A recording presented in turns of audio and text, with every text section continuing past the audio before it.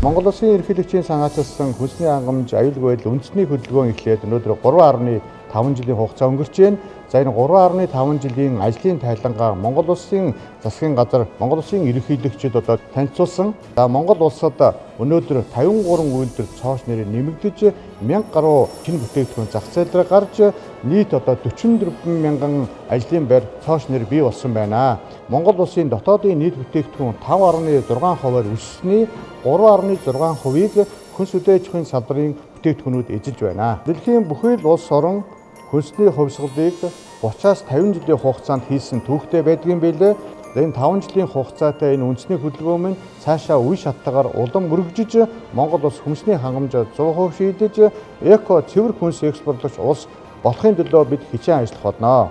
Эх орныхаа хөгжил дэвшилд үнэтэй хувь нэмэр оруулж байгаа үндэсний үйлдвэрлэгчид, баялаг бүтээгчид та бүхэндээ шинэ он, шинэ жилийн баярын мэндийг хүргье.